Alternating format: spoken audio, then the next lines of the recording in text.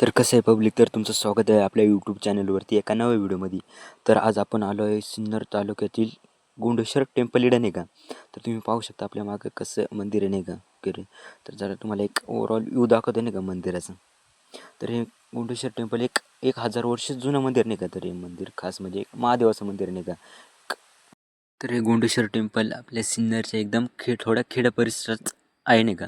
तिकडं जवळपास कोणताच पब्लिक क्राऊड एरिया नाही. मंदिरात एकदम शांत, आपल्या मंदिराचा परिसर एकदम शांत आहे नाही का. कोणतीच काय पब्लिक क्राऊड नाही. तर आपण पण लवकर जाऊन आपण दर्शन घेतले नाही का महादेवाचं आतमध्ये जाऊन. तर आतमध्ये पुजारी वगैरे पूजा करत होते म्हणून तिकडे काही व्हिडिओ वगैरे शूट करणं योग्य नाही वाटलं मला नाही का. तर तिकडून बाहेर आल्यावरती आपल्या बाहेरच एक नंदीची मूर्ती होती नाही का. तिकडे दर्शन वगैरे केलं. साईडलाच सूर्यदेवाची देखील एक मंदिर नाही का, तिकडे जाऊन दर्शन वगैरे केलं. त्याच्याच पुढं पार्वती मातेचं एक मंदिर आहे, तिकडं दर्शन केलं. साईडलाच गणपतीचं आहे. असे 5 मंदिराच्या चारी बाजून वेगवेगळ्या देवाची मूर्तींची स्थापना केलेली नाही.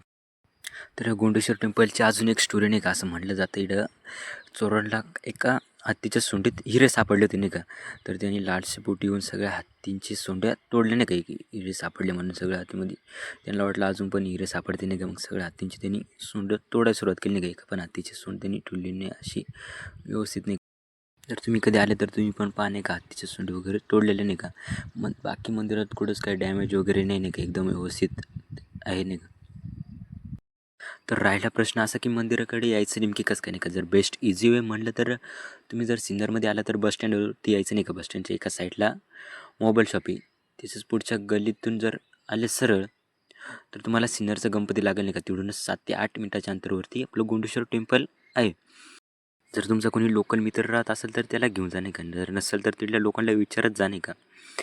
जर तुम्ही एकदा जर सिन्नरच्या गल्लीत जर भासला तर विषय हाडवून जाईल. व्हिडिओ आवडला असेल तर लाईक करा, कमेंट करा आणि आपल्या चॅनलला सबस्क्राईब करा. चला भेटूया एका नव्या व्हिडिओ.